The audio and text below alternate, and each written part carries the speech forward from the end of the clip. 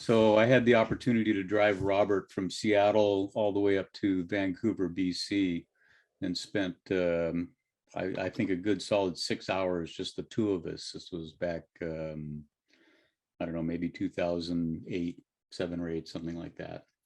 And he signed this particular poem for me at the end of our journey after an amazing time.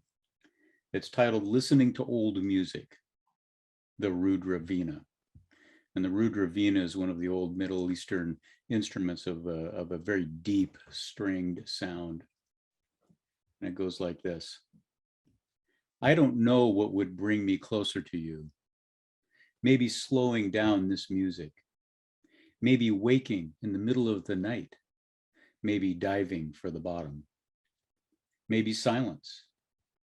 The speed of the soul leaping over fences brings the toe forward.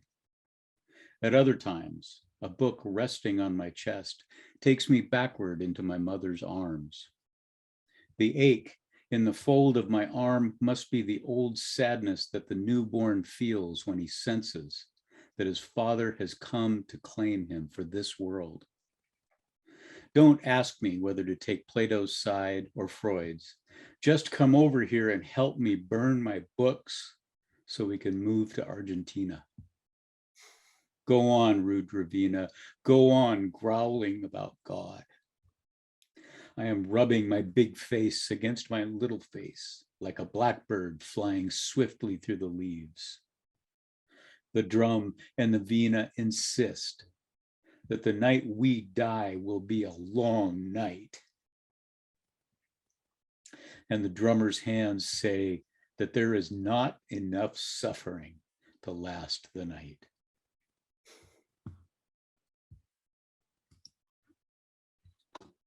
Thank you. Miguel? Yeah. I'm gonna go to one of my favorites, Humberto Cabal. Las maletas. ¿Te vas? Aún no. ¿Y por qué están hechas las maletas? Porque soy un viajero y en cualquier momento tendré que irme, no solo de esta ciudad, sino de este mundo y de mi corazón, solo si tú abres la puerta. The suitcases. Are you leaving? Not yet. Why are your bags packed? Because I am a traveler, and at any moment I will have to leave, not only from the city, but also from this world. And from my heart, only if you open the door. And here's another one. Hay momentos en la vida en que las lágrimas son incapaces de liberar el dolor en el corazón de el que se va o de el que se queda. There are moments in life when tears are not capable of freeing the pain in the heart of the one who leaves or the one who stays. So that's Humberto Cabal, another great one who left us too about 3 years ago. So thank you. Robert Smyth, will you read a couple of those poems that you let me know about? Yeah, I will. All right. I just wanted to say, I think Robert has been affiliated with Robert Bly longer than any of us, all the way back to the Great Mother in the 70s. Isn't that right, Robert Smyth? Yeah, I met Robert when I was in college in 1974. Yeah. And Tim, when you were saying that you remembered Robert playing a dulcimer, if my memory is correct, that same night that he used me as his foil, I heard him talking to somebody saying, let's go get one of those things before I go home. So it was, and it really did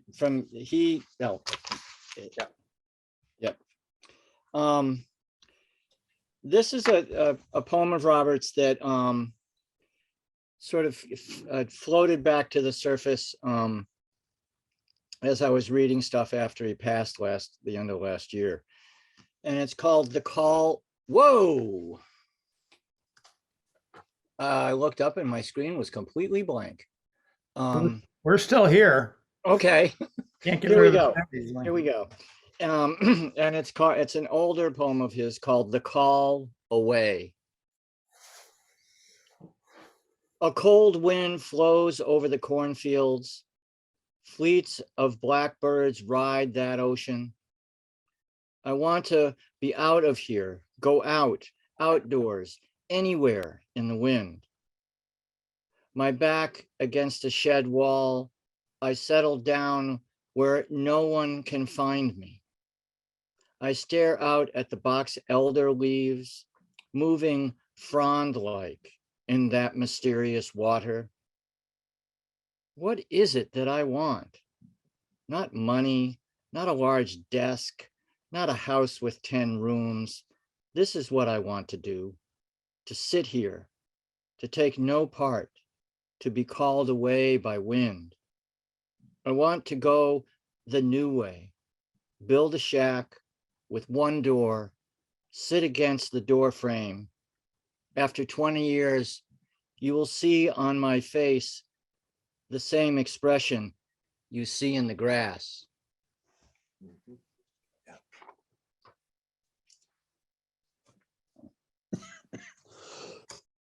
A lot of us know that Robert did a lot of translations, and this is a favorite of mine. It's Thomas Transtormer, called Romanesque Arches.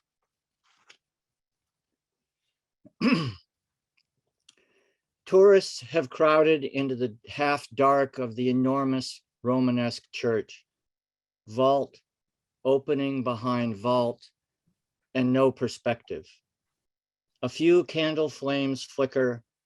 An angel whose face I couldn't see embraced me, and his whisper went through all my body. Don't be ashamed to be a human being. Be proud. Inside you, one vault after another opens endlessly. You'll never be complete, and that's as it should be. Tears blinded me as we were herded out into the fiercely sunlit piazza, together with Mr. and Mrs. Jones, Herr Tanaka, and Signora Sabatini. With each of them, vault after vault, opening endlessly. And this one, Tim, was I didn't run by you, but here it is. It's William Stafford. Robert and Mr. Stafford were great buds, and he also has a poem called Listening. My father could hear a little animal step or a moth in the dark against the screen, and every far sound called the listening out into places where the rest of us had never been. More spoke to him from the soft, wild night than came to our porch for us on the wind.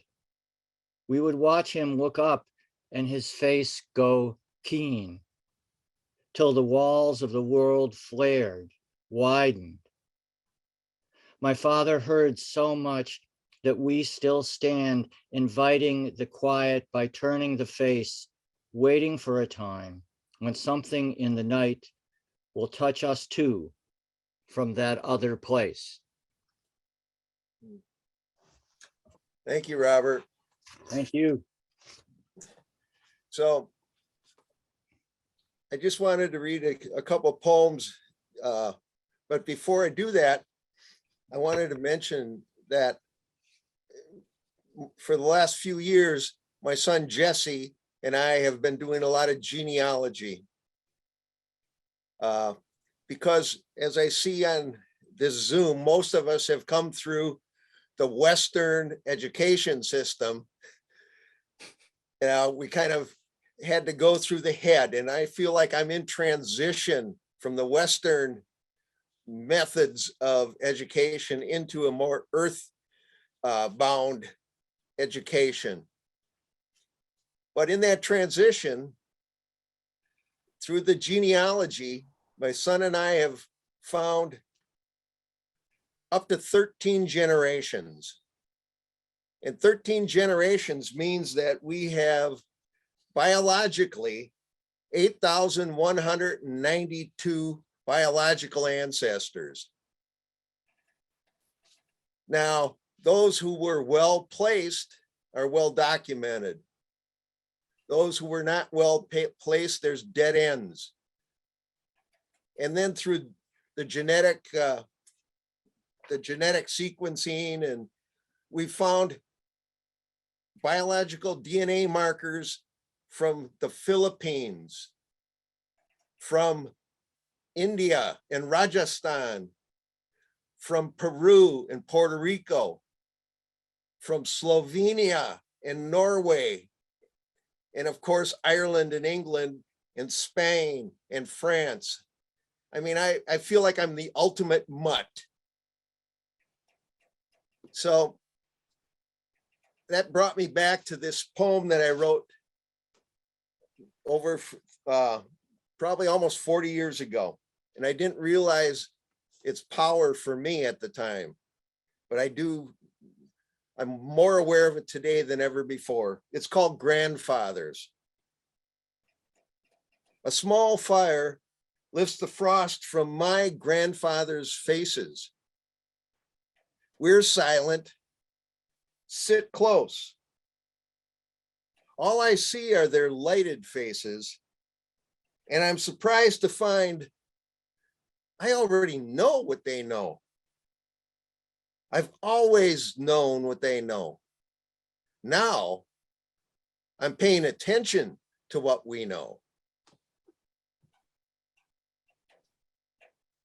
We all know that place. And Miguel talked about the love that we have, that we have to share. And I think that's at the core of that poem. And now I want to go to my poetic ancestor, Walt Whitman, and he gives direction. And this is from the preface of Leaves of Grass. This is what you shall do. Love the earth and sun and the animals. Despise riches. Give alms to everyone that asks. Stand up for the stupid and the crazy. Devote your income and labor to others. Hate tyrants. Argue not concerning God. Have patience and indulgence toward the people. Take off your hat to nothing known or unknown, or to any man or number of men. Go freely with powerful, uneducated persons, and with the young, and with the mothers of families. Read these leaves in the open air every season of every year of your life. Re-examine all you have been told at school or church or in any book. Dismiss whatever insults your own soul, and your very flesh shall be a great poem and have the richest fluency, not only in its words, but in the silent lines of its lips and face, and between the lashes of your eyes, and in every motion and joint of your body. Walt Whitman.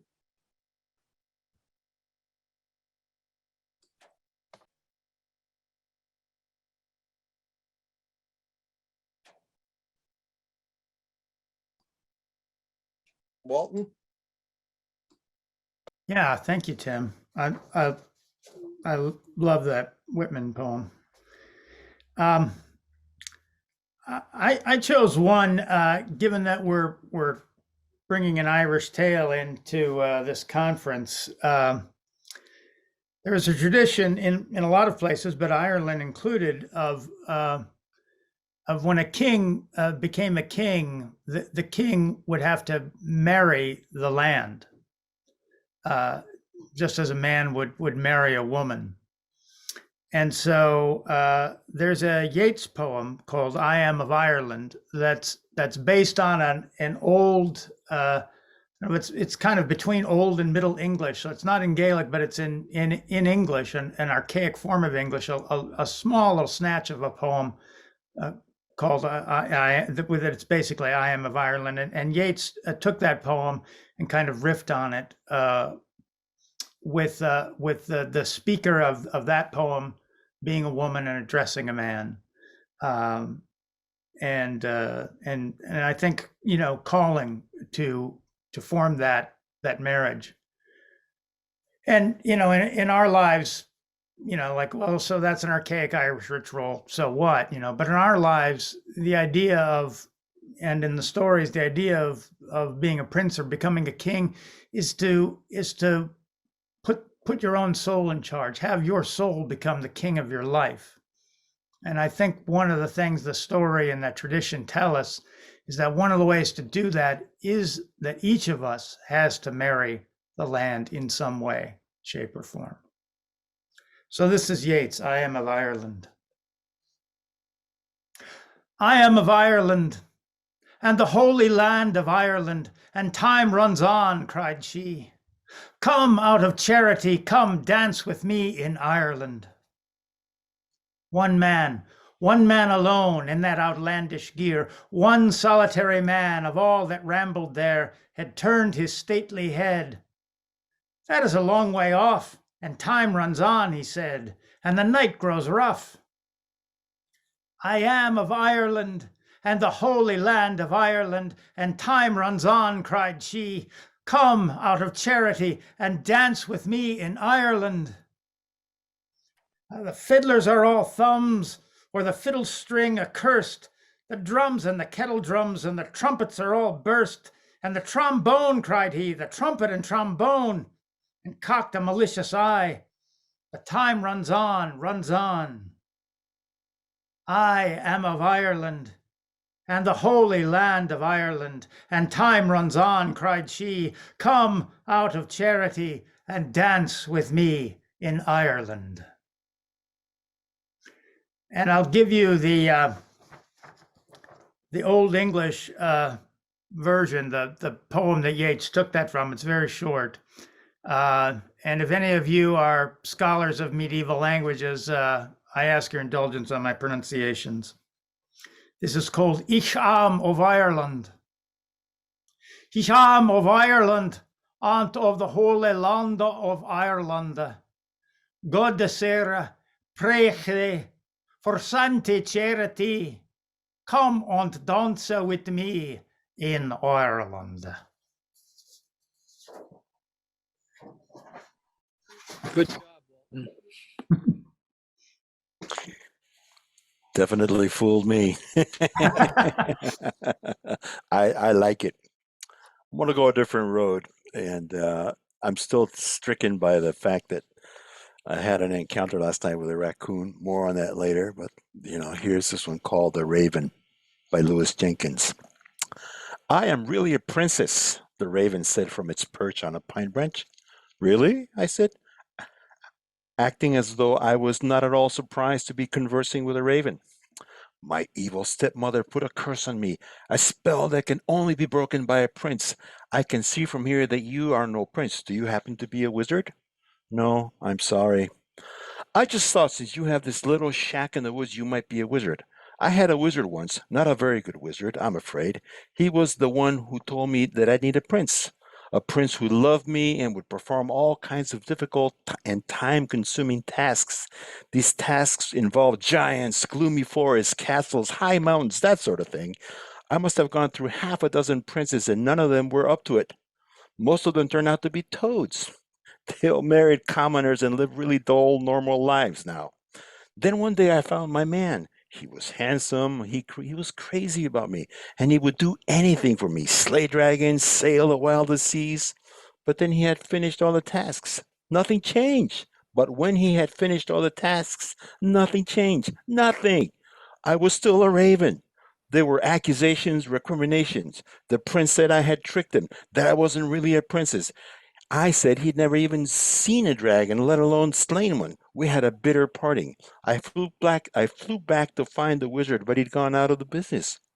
Moved. No forwarding address. I searched for a year, even hired a private investigator, but never found him. I don't suppose he could have helped me anyway. He was a lousy wizard. I've been a raven for so long now that I've almost gotten used to it. Are you sure you aren't a wizard? I'm sure. I'm just a guy who has a shack in the woods. You don't have a cloak that makes you invisible? No. No 7 league boots? No. How about a little dead rabbit then?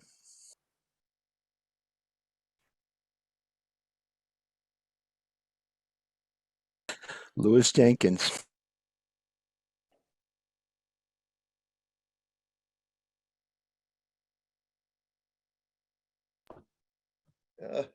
I miss Lewis. I had him scheduled to read poetry here, and he died a month before he was going to be reading with us. Broke my heart. I miss him a lot.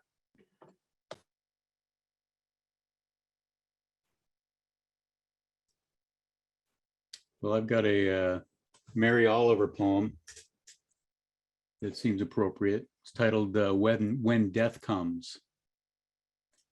When death comes like the hungry bear in autumn, when death comes and takes all the bright coins from his purse to buy me and snaps the purse shut, when death comes like the measles pox, when death comes like an iceberg between the shoulder blades, I want to step through the door full of curiosity, wondering, what is it going to be like, that cottage of darkness? And therefore, I look upon everything as a brotherhood and a sisterhood, and I look upon time as no more than an idea, and I consider eternity as another possibility, and I think of each life as a flower, as common as a field daisy and as singular, and each name a comfortable music in the mouth, tending, as all music does, towards silence, and each body a lion of courage and something precious to the earth. When it's over, I want to say, all my life I was a bride married to amazement. I was the bridegroom taking the world into my arms. When it's over, I don't want to wonder if I made of my life something particular and real. I don't want to find myself sighing and frightened for full of argument.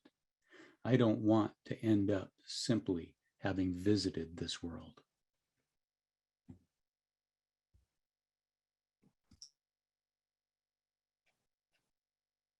Could I throw a poem in here? Louis Jenkins. I wrote a little elegy for him last year. It's called The Ice Fisherman. It's in his prose poem form. Here's how it goes. The Ice Fisherman. Like everyone, he complained of the long northern winters, but didn't really mind them. During the cold, dark months, he could be found hunched over a hole, punched in a Minnesota lake, out in the open, sitting on an overturned pail, squinting into the flat, glaring distance, or on a bench in some shack comfortable with failure, darkness serving to illuminate the circular window below. This was the life of the poet. Not so different when you think of it from the life of a bear, both dependent in their ways on foraging, fishing prowess, and luck. Shy forms hovered just out of sight of that hole. Introverted, undemonstrative Midwestern fish. And he knew better than almost anyone how to reel them in on the bait of laughter.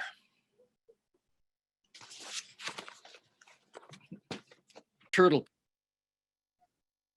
Yeah, okay. All right, here we go. Turtle people. I lift the painted turtle off the highway. I grasp him by his sides, carry him level before me. He stops struggling in my grip.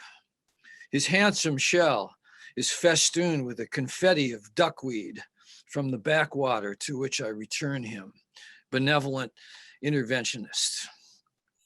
I have always done this. Since boyhood, I have loved the hard, warm heft of a turtle and touched one whenever I could. I have always felt a closeness to the striped throat and legs, sympathy for the calm, unhuman eyes. Why are some of us, and we are a tribe, turtle people? Is it some vulnerability we feel? Do we long for the shell's armor? Did some turtle spirit choose us at birth? Or is it simply the spell of that sculpted beauty? Some say the first musical instrument was a lyre strung on the shell of a turtle. We turtle people don't give up the hope that someone will make what's left of us sing. So that's for Ed. Thomas, I'd like to just follow up with a turtle poem for Ed also. So the drum begins. Yeah, this was the very first poem that was ever published, or my poem it's the first one that was ever published. It's the Turtle Shell Shaman. A turtle shell lies in the swamp grass, hollowed by carnivorous bugs. The jawbone sleeps deep inside, where the turtle retracted its head to die. As I run my finger on the armor plates, a cellophane covering crumbles. I shake the shell, it rattles its jaw, and I feel the turtle shaman cross in front of the sun on a cloud, riding with his hands free, extended high in turtle fashion. There are stripes on his face, orange and black. His arms are sinewy paint and animal lightning. He is silent. His shadow passes. Only the gnawing breezes and the intimate buzzing of insects echo in the shell. All right. So Us turtles click our claws. All right. So I got a few more here.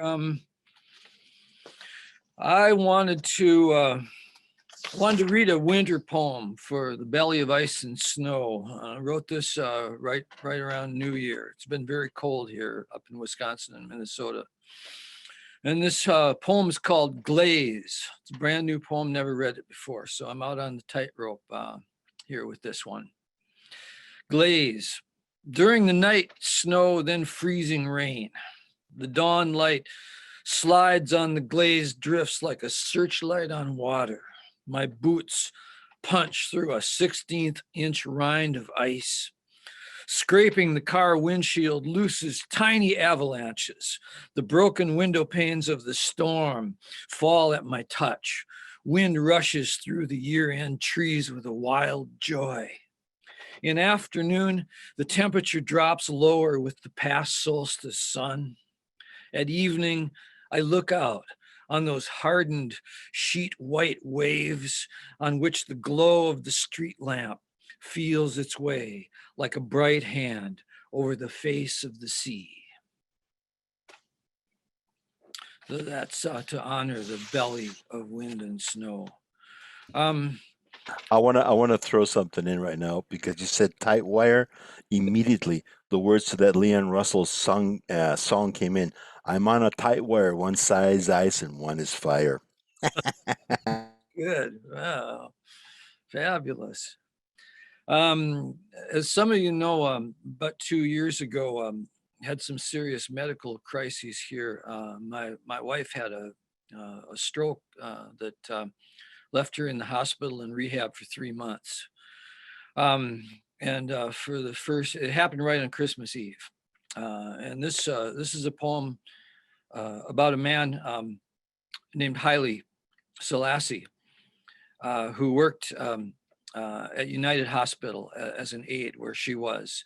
And it helps to know that Haile Selassie was a highly respected emperor of Ethiopia and a great peacemaker. The Rastafarians, if you're into reggae music, still recognize him under the name Jah. So that's who Haile Selassie was. This is called an aide named Haile. All afternoon, New Year's Day, she lay silent.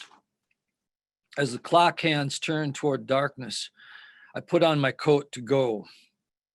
A downturn from yesterday's eating and occasional speaking. The nurses gazed into their screens. I felt the loneliness grow around me. I had read his name on the room chart. Is that Haile? I asked. This is him speaking. My full name is Haile Selassie, but I go by Haile. You must be from Ethiopia, I said. He liked that I got that. Another quote. My parents named me, but I don't want to be emperor. Now here he stood with his arms thrown wide, the one person on the unit who moved toward my grief and pain. Happy New Year, he said gently. Oh, I hope so. And Haile Selassie hugged me, called me brother. Beautiful human gift in a strange land.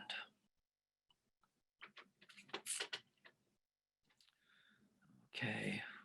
What, maybe one more? That'd be good? One more? Okay. I want to finish it up with a poem of Robert's.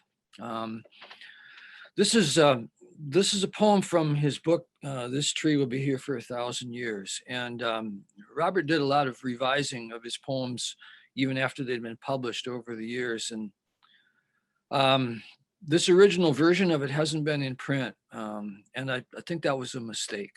You know, he wasn't right 100% of the time by any means. And so I always loved the old version.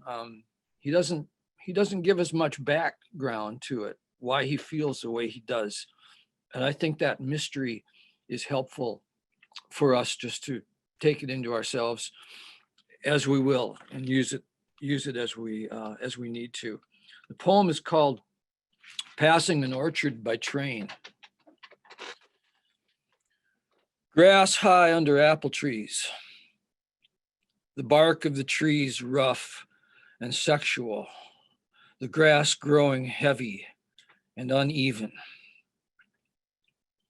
We cannot bear disaster like the rocks, swaying nakedly in open fields.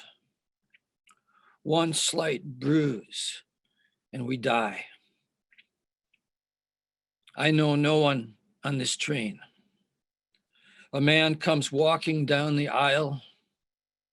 I want to tell him that I forgive him, that I want him to forgive me. So, to Robert, thank you. Thank you for your ears.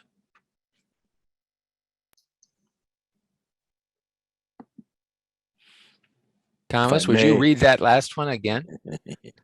Yeah, glad to. So, this was actually in Spain. And later he changed the title to Passing a Spanish Orchard by Train. And I think he was thinking of all the men who died in the Civil War there. Passing an orchard by train. Grass high under apple trees. The bark of the trees rough and sexual. The grass growing heavy and uneven. We cannot bear disaster like the rocks, swaying nakedly in open fields. One slight bruise and we die. I know no one on this train. A man comes walking down the aisle. I want to tell him that I forgive him, that I want him to forgive me.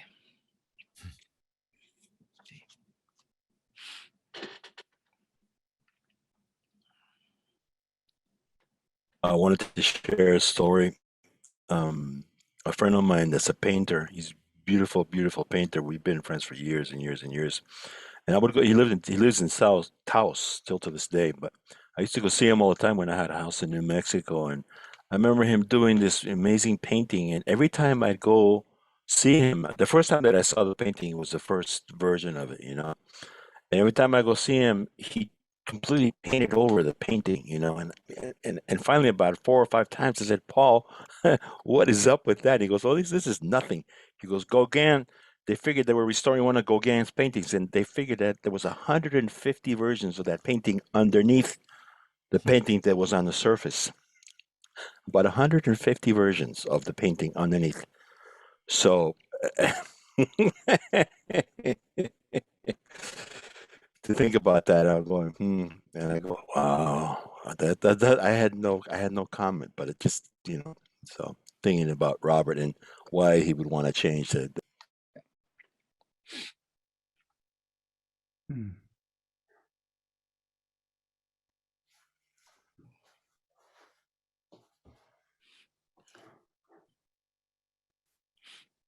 Tim, do we have more poems or should we move ahead? Hmm. I have one. I came prepared because I woke up thinking about this, and Luis Rodriguez is a friend of mine, so I thought about two of them. And because of what's going on, one of them is a little bit more literal about it, but this is a little bit different one. And this is going to go in a slightly different direction, but it is important, you know, because it talks about what is underneath, right? What is underneath? This is what we have to think about. Somebody was breaking windows. Somebody was breaking the windows out of a 1970s Ford. Somebody's anger for who knows what shattered the fragile mirror of sleep, the morning of silence and chatter of birds. A sledgehammer in both hands then crashed onto the side of the car, down on the hood, through the front grille and the headlights. This humble Park Street screamed in the rage of a single young man. Nobody got out of their homes. Nobody did anything. The dude kept yelling and tearing into the car. Nobody claimed it. I looked out the window as he swung again. Next to me was my woman. We had just awakened after a night of lovemaking. Her 6-year-old daughter was asleep on a rug in the living room. My woman placed her arms around me, and we both watched through the louvered blinds. Pieces of the car tumbled onto steamed asphalt. Man hands to create it, man hands to destroy it. Something about being so mad and taking it out on your car, anybody's car. I mean, cars get killed every day. I understood this pain. I understood this pain. And every time he swung down on the metal, I felt the blue heat swim up in his veins. I sensed the seething eyes staring from his chest, the gleam of sweat on his neck, the anger of 1,000 sneers, the storm of bright lights into the abyss of an eyeball. Lonely, out of work, out of time. I knew this pain. I wanted to be there, to yell out with him, to squeeze out the violence that gnawed at his throat. I wanted to be this sledgehammer, to be the crushed of steel on glass, to be this angry young man, a woman at my side.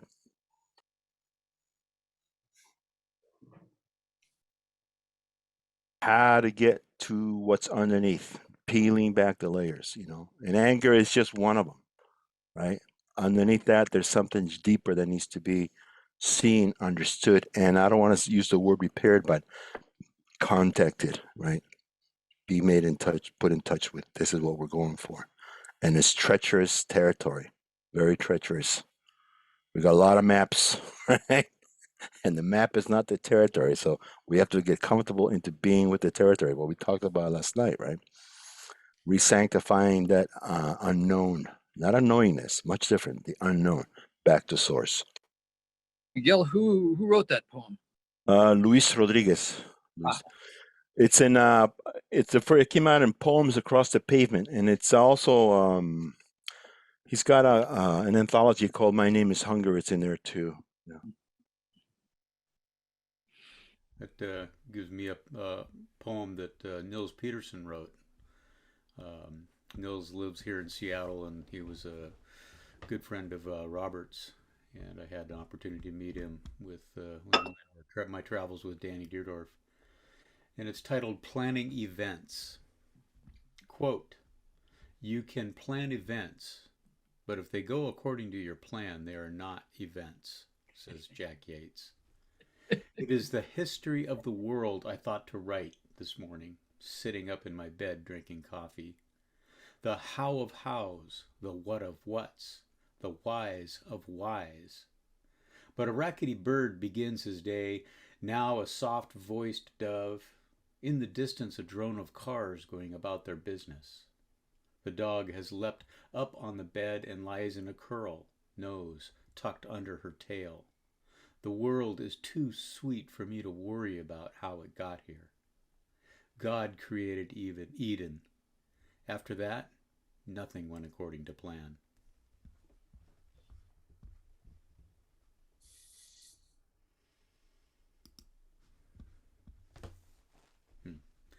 That always struck me that when we come together to do these things, we always have a plan. And it's long been my assertion that if everything goes according to plan, we've missed the mark. So look forward to the strangenesses.